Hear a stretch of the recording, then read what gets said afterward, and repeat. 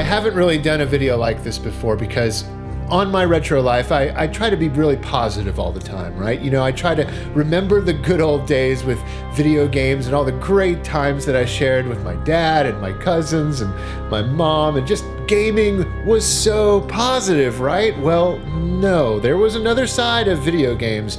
In this video, I'm gonna go over my top 10 hardest retro games of all time. Now, this video may cause some anxiety to boil up within me, so bear with me, guys. Bear with me. If the camera suddenly falls, it's probably because I threw a Nintendo controller at it. Let's go. Coming in at number 10 is My Hero on the Sega Master System. Now, this was a game that I first played after collecting it with Dad back in the early 90s when we were hardcore collecting for the Sega Master System. This game is plagued by some of the worst controls and most putrid, ugly visuals I've ever seen in a 8-bit era video game, or a video game from that time, especially by Sega. Man, it's crazy that Sega even released this. This is one of my least favorite games of all time, and a huge reason for that is its difficulty. This game does not have continues either, so once you lose all of your lives, unless you got some extra lives from a very high score, that's all she wrote, folks. You're down for the count.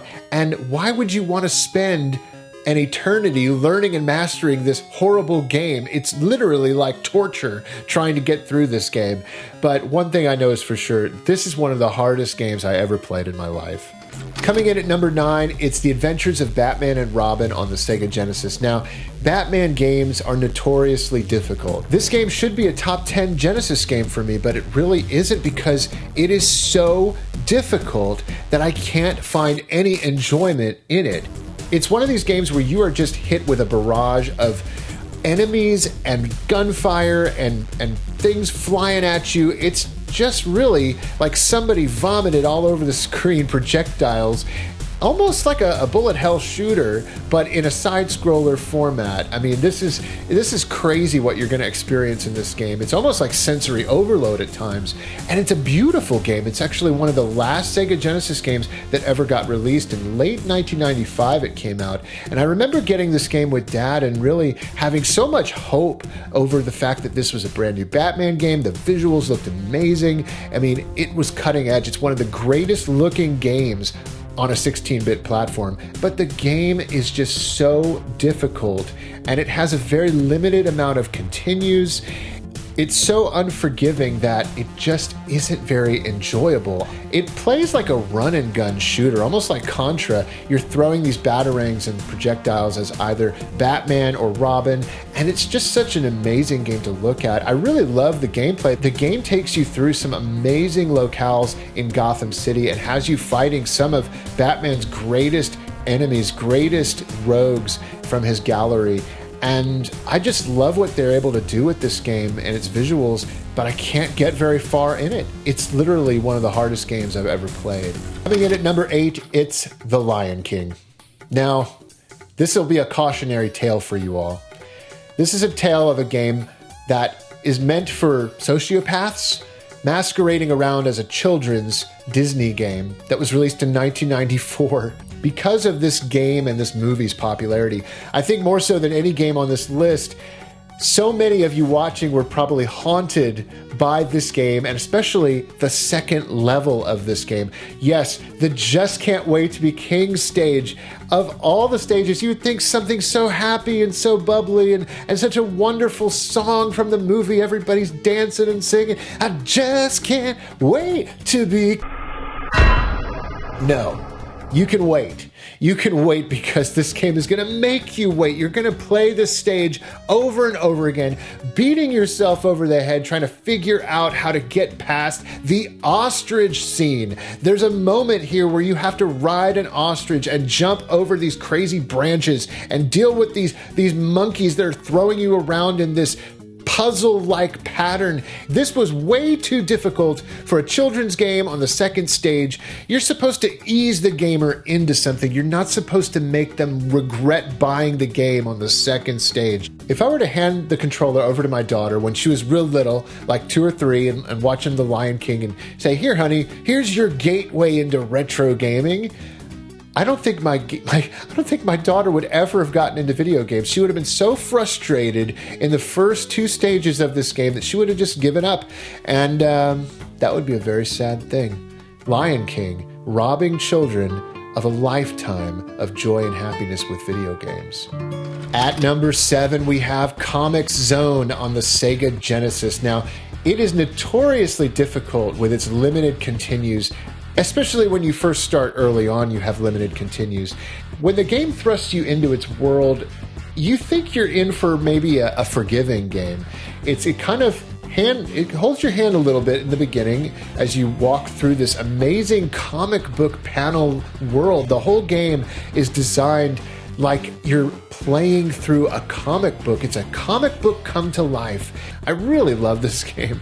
I really do, but it's so frustrating, and that's the thing. This is probably one of the games that actually frustrates me the most and is the most disappointing to me in some ways. You can't let this game get the best of you. You got to figure out each stage as you go, and if you die and you lose all your continues in your lives, you have to start over from the beginning of the game, and you can't get frustrated by that. You can't let that stop you from playing, because you're going to not be able to experience what this game has to offer. But it is so difficult that I've never beaten it. I've barely gotten past maybe the 3rd stage, I think. Maybe I got that far. But, oh my gosh, guys, I love it, but I also hate it because it's so difficult and frustrating. And it's one of the hardest games I've ever played in my life. And I really wish it wasn't. I really wish it wasn't that hard, because I want to play it and enjoy it. It's amazing how something like difficulty and something being extremely hard can suck all the fun out of a game, and Comix Zone is like that for me. Coming in at number 6 is Contra Hardcore on the Sega Genesis. This series is so notoriously difficult. It's known for its difficulty, famous even.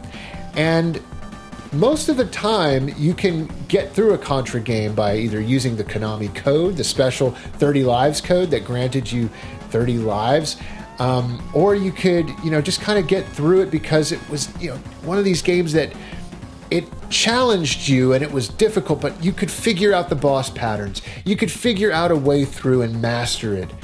Contra Hardcore is just unforgiving in so many ways, and it really, I think the limited lives and just the one-hit deaths, which is common in Contra, but I don't know, something about this game and its bosses. Each stage almost plays out like a boss rush mode, and this is just one of the most difficult games on the Sega Genesis. It was actually made harder in its US release. When it came to the West, they actually made the game harder than its Japanese release. The original Japanese release actually allowed you to take a couple of hits before you lost your life. And this is a game changer for people wanting some balance in the difficulty. But no, guys, in the US version, you have one-hit deaths and limited continues. So many of the Contra games actually were forgiving in that they gave you enough continues that you felt like you could get through the whole game. But Contra Hardcore is a long game. For a Contra game, it's pretty long. And it has all these branching paths, which is great. It's got great game design.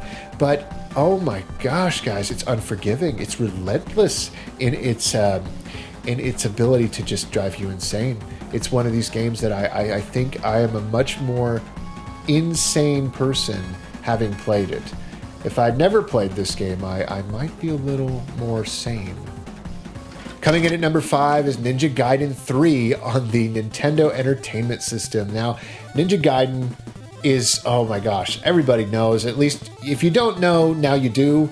Ninja Gaiden is one of the hardest series of all time. It's known for being one of the most challenging and difficult and just unnerving, hair-pulling. A lot of people went bald, I think, because of Ninja Gaiden. And it's so hard, guys. It's one of the hardest NES games of all time. Ninja Gaiden 3, for as beautiful as it is and for as groundbreaking as it is, pushing the NES to its limits visually, it's just insanely difficult. They just ramped it up to, it was like, oh, you think Ninja Gaiden 1 and 2 were hard? Well, let's give you this one. Let's see if you can beat this one. You work super hard to get through all of these stages, and then you die, you lose all your continues, and you have to start the entire game over again. It's ridiculously hard. It's insane. I have never even made it past the second stage in this game. I kid you not. Maybe the third stage. But this game is insane. And if you've beaten this, round of applause. You win at life. Coming in at number 4, it's another NES game. This time, it's Time Lord. Oh, Lord. Oh, gosh. This game... I don't see this game appear on a lot of lists like this, but for whatever reason, this game gave me and my dad the hardest time. Time Lord just frustrated us to no end, and really, it's really kind of sick and twisted the way the game kind of really eases you in. It was developed by Rare, and I guess back then they just really had it out for people. And really, not just because of the first couple of stages. No, the first couple of stages are rather easy. You're going around these different time periods, and you're a time traveler collecting these orbs and trying to prevent this bomb from going off that's going to just destroy the entire universe. And so you're collecting these orbs that have been placed around throughout history. It's got a cool concept. I really enjoy the gameplay. That is up until you get to the Wild West stage. The Wild West stage is the stuff that nightmares are made of. This is the type of level, and especially end boss, that people broke their controllers for. This is a very, very difficult boss, and you got to take him down. And I swear, I have told my cousin Manny, I've egged him on to try to beat this game because, Manny's the king of games, right? And I always thought that he could do it. Well, I don't even know that he's done it. I'll have to ask him.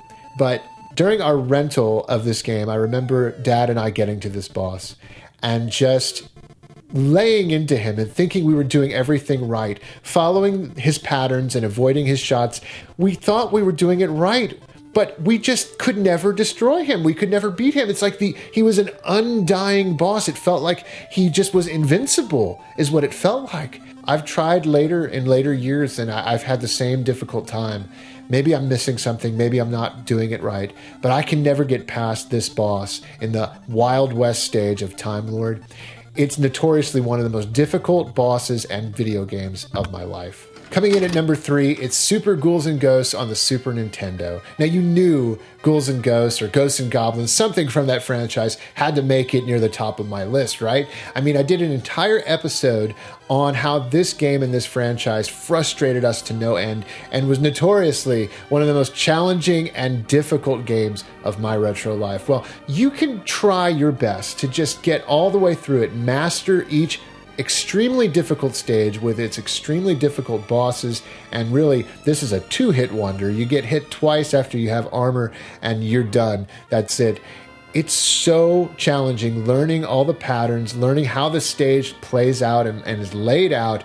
You're going to die hundreds of times before you reach the end of Super Ghouls and Ghosts. But here's the kicker, and this is just like every Ghouls and Ghosts game.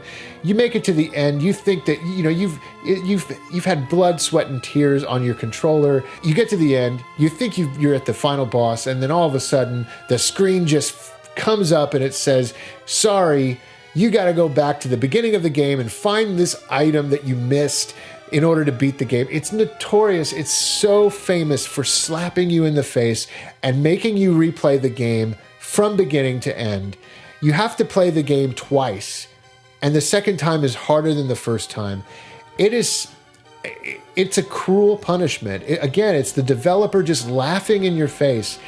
Ha ha, foolish gamer. You thought you could beat me, but no, I am the CPU, I am the computer, all your base R belong to us. That's what I mean. Seriously, this game really would eat your lunch, seriously. And it did time and time again for us back in the day. And that's why it's so high up on this list. At number 2, we have Double Dragon 3. Now, this is a game that I first played at my buddy Brian's house. I remember Brian actually calling me up and saying, hey, I rented Double Dragon 3, come on over, let's check it out. We were so enamored by the Double Dragon games. This was one of the flagship co-op games that you could play with a buddy.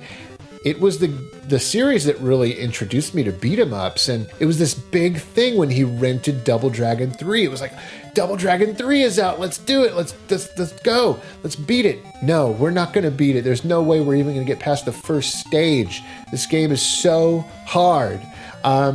It is crazy, the difficulty spike. You don't have any continues in this game. You lose all your lives. In fact, I think you only have one life when you first start out. If you die once, that's it. You're done. It looked and played really cool. You know, you start off in that dojo and you fight those guys and you finally make it out of the dojo. If you can make it out of there alive, you get out into the street and the graphics are great. You think you're ready for this brand new Double Dragon adventure and you can't even make it through the first stage. It was so frustrating and really just, it was like, oh, why is this so hard? I can't even play it. So we're almost to the end of the list, and I got to admit, it's been a little difficult getting through this list, you know, kind of reliving some of these memories with the hardest games I ever played in my life. A little bit of PTSD creeping up there, but before we get to number 1, I want to go to my buddy Stuttering Craig. He has got a game that I actually never even heard of, I never even played, but he wants to tell you a little bit about this game. It's one that I may have missed. Take it away, Craig. Thanks, Tyler. I want to tell you about the worst game ever created, and also the hardest. It's called Jump King. It is a game that has seared my soul right to its core. The only game that I have ever quit. At its core, the idea is very simple. You jump from the bottom and you get to the top and you save a lovely princess. The problem, I say, is not you don't just press the button, but it's all about the touch sensity of you pressing the space bar on your way to the top as you ascend to the heavens to find your sweet, sweet princess lady. You get a little bit up, then you just fall right fall your ass all the way to the ground, and it just rubs your freaking nose right in it. It's not even fair. There is a handful of people on the earth that have actually beat this game. Some will rub it in your face and be like, I beat this game in 10 minutes. It's really easy. No, it's not. You're a horrible person for saying that, and you make me feel bad. I just want to let you know that. And I got to be honest, Tyler, I hope you never play this game. If you do, don't. Just turn it off. Uninstall it. Don't play it. Jump King is the worst. It's the worst. It's the hardest. It will cause you to go into early onset diarrhea. Just diarrhea the rest of your life by playing Jump King. There it is. Early onset diarrhea right there for the rest of your life. Straight up pooping bad jumps. It's insane. I don't even know what that means. Thank you, Craig. I appreciate you talking about that one. Oh boy. Well, coming in at number 1, well, let's just do it. This is the hardest one to talk about because it's the one that probably caused me the most frustration in my life, and that is Silver Surfer on the NES. Yes, Silver Surfer, a game with one of the greatest video game soundtracks of all time, one of the most rockin' soundtracks, is also one of the most difficult games of all time. In fact, I dare say it is the most difficult game of my life that I've played in my life. This game, I remember actually getting this game with my mom and my dad. I think we picked it up at Toys R Us back in the day, like we picked up so many games from there. We actually bought it outright because it was Silver Surfer. It was this Marvel Comics property, and my dad loved Silver Surfer. It was a game that we kept trying over and over again to get further into, but we really could just scratch the surface with it because this is the epitome of a one-hit wonder. You take one little hit, I swear, if a projectile is just a pixel off, it could be several pixels away from your character, and it will kill you. It will knock you off your surfboard, and you are dead. And it's just, it's one of these games where it's like, why am I even playing this? I'm punishing myself by playing it, and it's not even the Punisher, it's Silver Surfer. One of the more redeeming qualities of the game is that there was a non-linear approach to how you played the game. You could choose a stage from the beginning, and so even if you could never beat any of these stages because of how difficult they were, you could at least see what each level looked like. It's just relentless. It's so difficult. And if any of you watching have beaten Silver Surfer, I commend you. Like, you are a hero in my eyes, because this game is the hardest game I've ever played in my entire life.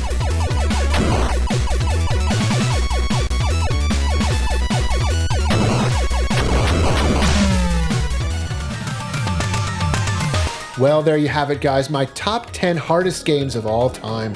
The games that I could never even beat, yet alone fathom beating a couple of stages even. I mean, these games are so difficult.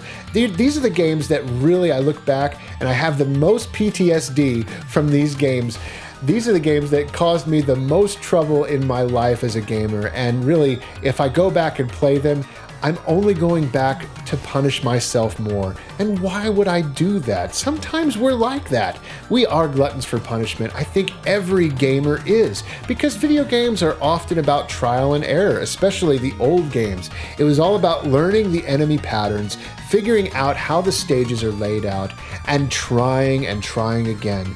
In many ways, video games, they taught us to be stronger. They gave us resilience and told us to really keep going even when the going gets tough. Get up and try again, and who knows, you might beat it. Well, these games, I'm glad these aren't the only games I played in my life, because if anything, they taught me to quit. So I want to know though, let me know in the comments below if any of these games made your list. And I just want to know about any other hard games that maybe I missed on this list that you want me to know about. Please leave a comment below, let me know. Thank you so much for watching. I really appreciate you, and I hope that you enjoyed this video. If this is your first time to the channel, please do consider subscribing. I love talking about my game crazy family and all of the amazing memories that we shared together through video games, so much of which were caught on tape. All right, guys, well, take care. That's it. See you later.